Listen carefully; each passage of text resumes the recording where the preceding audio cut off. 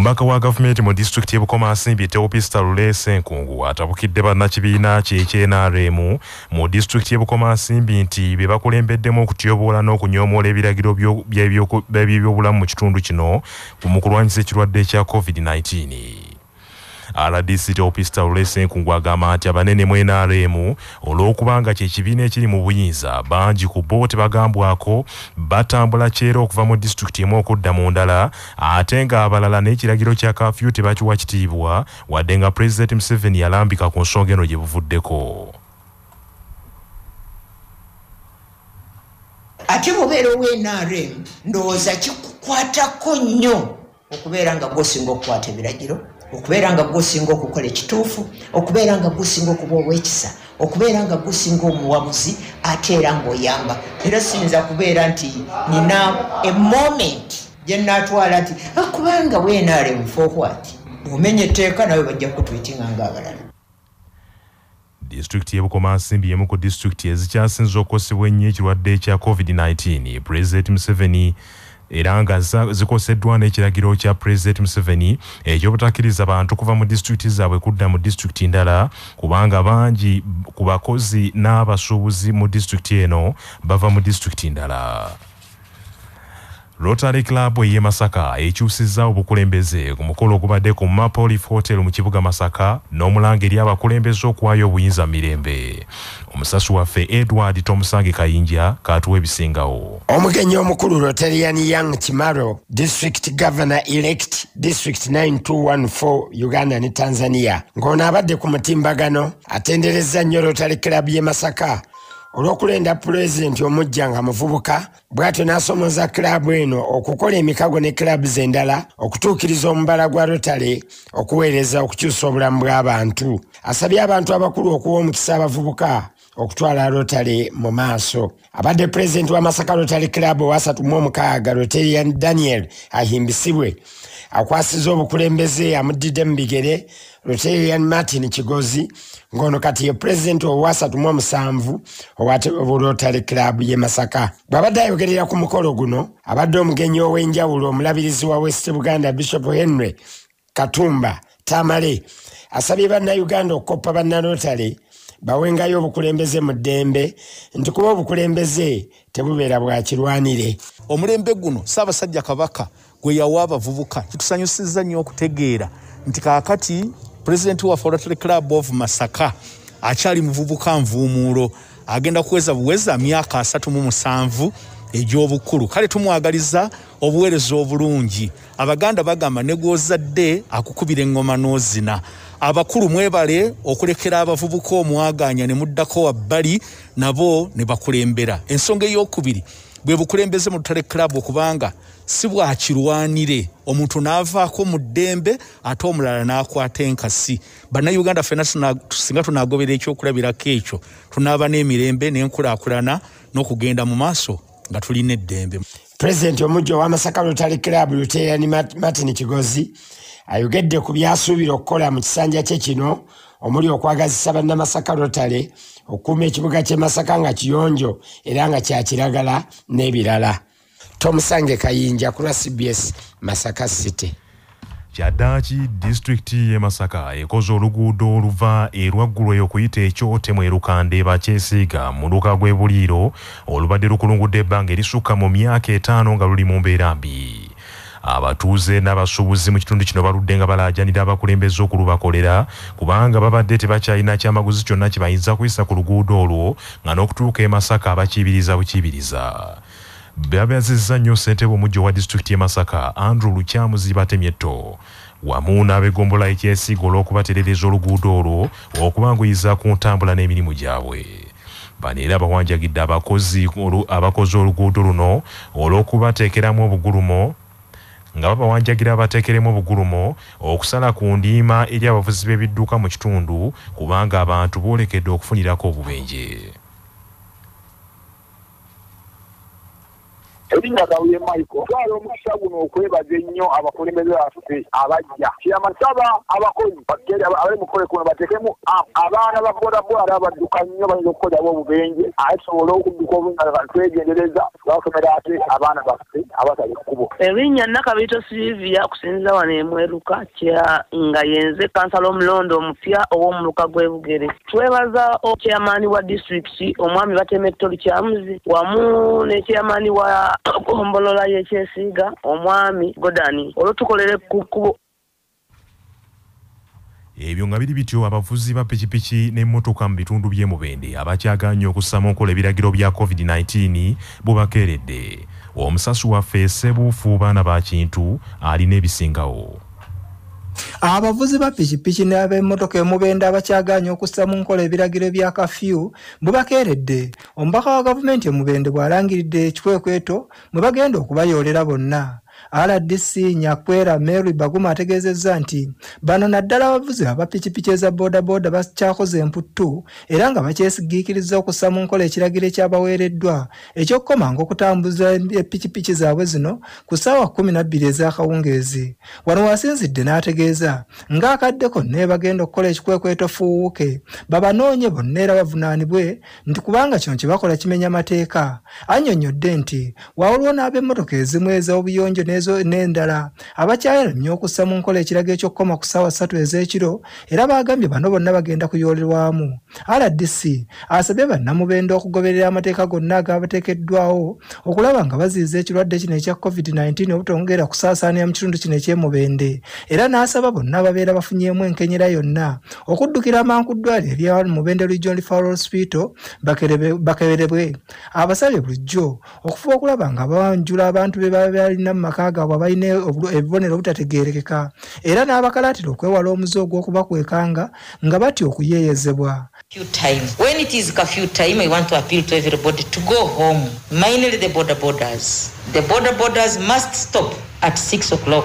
The cars are expected to stop at 9 o'clock. The schools have already been closed and people are expected to be at home. And while at home, we need to observe some of these things. Ssebuufu baana ba Kintu CBS FM e Mubende.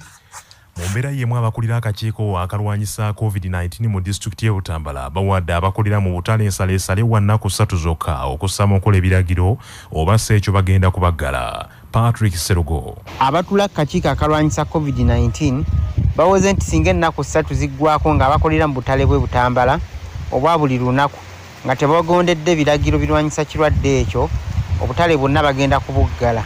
Amyuka omubaka wa gavumenti wa disitulikiti y'e Butambala Ssaalongo Kalema Fred Pax bw'abadde alambula obutale n'amaduuka mu ggombolola ez'enjawulo e Butambala asanze abakolera mu butale tebajjumbidde kuteekawo ebyo ebigobererwa mu kulwanyisa COVID-19 gamba nga obudomola bw'amazzi ne sabbuuni ate nga n'abamaduuka bangi gamba nga ekibibi gombe ne bulo tebambala masiki era bonna baweereddwa ennaku 3 okwetereza oba si ekyo bagenda kubaggala.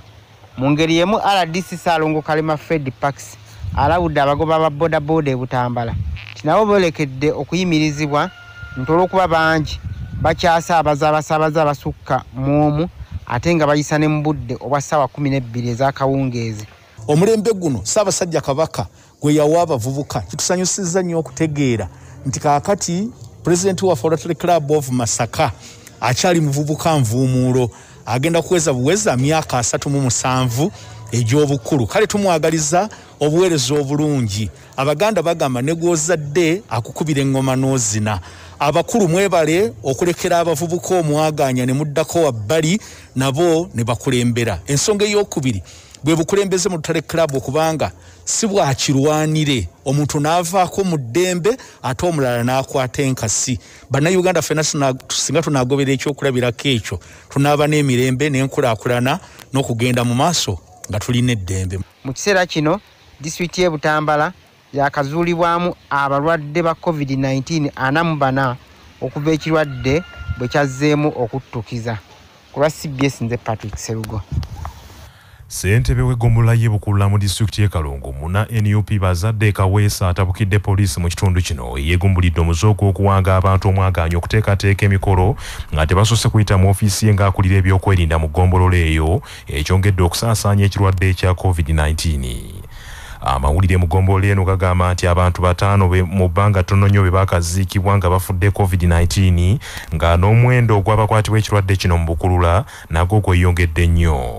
Ssentebe Bazadde Kaweesa aweeze poliisi okuddamu okuwa omuntu yenna olukusa okuteekateeka emikolo omuli embaga ennyimbe n'emirala okuggyako nga basusse kutegeeza ku ofiisi y'evunaanyizibwa ku byokwerinda mu ggombolola eyo. Bw'ati agambye nti ezimu ku nsonga ezivuddeko ekirwadde kino okweyongera mu Bukulula kwe kutegekanga emikolo egyetabwako abantu abangi ne basaabaana ekirwadde. Olwadde bwatabuse nnyo ddala eno ewaffe Bukulula abantu twakafiirwa abantu nga 5 naye nga bafa COVID-19 era bannayisirayiri akuddamu kulaba muntu n'omu yeetantala kukola mukolo tukuume obulamu ate naffe tusobole okukulembera abantu abalamu obulungi. Ekyo kyo sikyagalya ddala kulaba nga tuddamu kulaba omuntu yenna ategeka omukolo tulonde tugumiikirizeemu pulezidenti ebbanga lyawadde tulabe nga abantu bakola abantu twabenga tutusasanya kirwadde kino. Poliisi ebadde nze chairman wa security mu ggombolola yange y'e Bukulula kati mbasaya kulaba ate muntu sokojje wa chairman akukkirize era bwe mbanga justice poliisi yeekuba buwi justice security. Ebyo nga biri bityo abasuubuzi mu kibuga Kampala bakedde kukuba mboozi n'abalala kuzannya ludo ng'embeera batabuseeko. Omusasi waffe Munnabuddu Sharifu Lukenge katuwa ebisingawo. Bw'otuuka mu kibuga ky'eggwanga ekikulu Kampala olunaku olwaleero olw'Essande embeera erimu ogigeraageranya ku lunaku olwa Ssekukkulu kubanga abantu abasinga obungi babeera boolekedde ebyalo. Abantu baakedde okuggula amaduuka gaabwe naye ebitundu gye tuyise abasinga bali mu kuzannya ludo.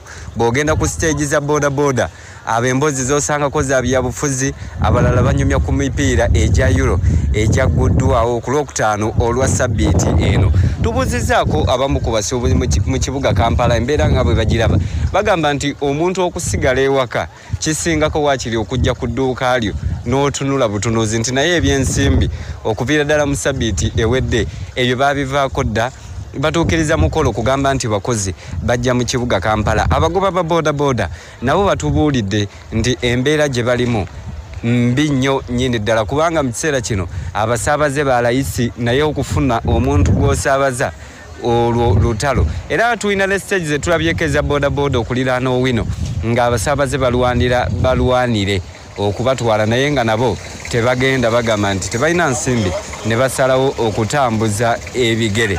Emmotoka mu kibuga ky'eggwanga ekikulu Kampala ntono nnyo nga bwe nkugambye nti ogeraageranya olunaku luno olwaleero n'olunaku olwa Ssekukkulu ng'abantu bagenze okwewummuzaako mu bitundu by'eggwanga ebitali bimu. Emirimu gyo mu kibuga Kampala tegitambula. Emmaali yaggiddwayo mu maduuka baagitadde ku nguudo kulaba nga beenogera kasimbi. Ku lwa 88 akatonyeze 8 ey'obujjajja Lwasa Mayinja. Nze Munnabuddu Lukenge Sharifu wano mu kibuga Kampala. Abakulira ekitongole eky'amakaana abaana mu disitulikiti y'e Yatonde beeraliikirivu olw'omuwendo gw'abaana abakabasanyizibwa ogweyongera. Akulira ekitongole eky'amakaana abaana mu disitulikiti y'e Yatonde Andrew Timothy Kamugisha agambye nti okuva omwezi ogw'omukaaga lwe gwatandika baakafuna emisango 18 egyekuusa ku mbeera eyo n'asaba abazadde okukuuma abaana baabwe obutiribiri naddala mu kiseera kino eky'omuggalo.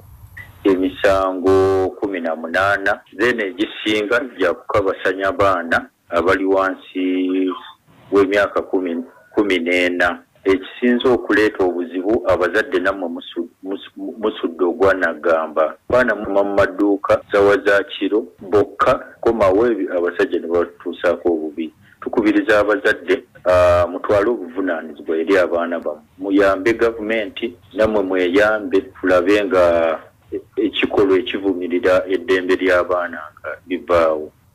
Amyuka omwami wa Kabaka ow'essaza Kabula Joseph Mukasa Mutyaba asabye abazadde bakuume obutiribiri abaana baabwe naddala mu kiseera kino n'okuwuliriza obubaka bw'amasomogi mu kulwanyisa ekirwadde kya COVID-19. Tukubiriza abazadde b'essaza lino mwenna olw'okukuuma obulungi abaana. Twafunye ekizibu olw'amawulire ge twafunye omwezi guno gwokka twakafuna abaana bakabasanyiddwa ate abasajja basendi muto abasabudde okukabasanya abaana 18 mu mwezi guno gwokka ate nga situnagumalako. Kizibu nnyo nkubiriza abazadde bonna mu ssaza lino okukuuma obulungi abaana.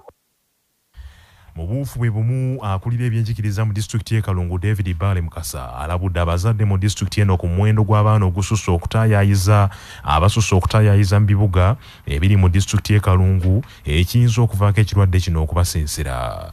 Wadde nga Pulezidenti Museveni yalagira abayizi okuddeeka basobole okwetangira olumbulege lwa COVID, disitulikiti y'e Kalungu abaana baayo bangi basiba mu bubuga nga batembeeya byamaguzi, abandi bali mu byalo bataayaaya, ekitadde abakulira ebyenjigiriza mu kattu. David Bale Mukasa ategeezezza nti oluvannyuma lwa minisitule y'ebyenjigiriza okuzzaawo okusomesa abayizi ku mikutu gya rediyo naddala CBS, abazadde basaanidde bakumire abaana baabwe ku rediyo basomereko mu kifo ky'okubaleka bataayaye. Okusookera ddala tulowooza gavumenti okulaba newankubadde tuli mu ggalo naye yakkiriza ng'eyitira ku rediyo kyabbasa okulaba ng'abaana baffe bagenda kuddamu okusomesebwa. N'olwekyo abazadde mwenna mbakoowoola nga mbasaba mulize CBS radio kubanga kugenda kubeerako basomesa abaana baffe nga bali waka. Naye n'ekirala abaana bali waka abazadde mbakubira omulanga ogutakungula, abaana tebakyalakyala. Mbeegayirira abaana buli omu abeere ewaabwe, tukuume abaana baffe, ekirwadde kyatabuse nnyo mikwano. Mbeegayirira tukuume abaana baffe, ekirwadde kyatabuse nnyo. Naye nammwe abaana nga muli ewaka mubeeko kye mukola, budde bwammwanyi munogere ku bazadde mmwanyi mulime, kubanga buno obudde bugenda tuyamba ate okubaako naffe kye tuyamba ku bazadde. Mu ngeri emu David Bale Mukasa yeebazizza omukulembeze w'eggwanga olwa disitulikiti y'e Kalungu okugigonnomulako baminisita babiri, oguli minisita avunaanyizibwa ku by'okweninda n'ensonga ez'abazirwanako Vincent Flerio Bamulanga Kisempijja ne minisita omubeezi avunaanyizibwa ku by'amazzi Aisha Sekindi, n'ategeeza nti bannakalungu ku luno baakuganyulwa nnyo. Bannaffe ag'essaawa eno bwe gatyo bwe gagenze, sigala naffe ku CBS FM ey'obujjajja. Nze Joshua Musaasizi Nsubuga.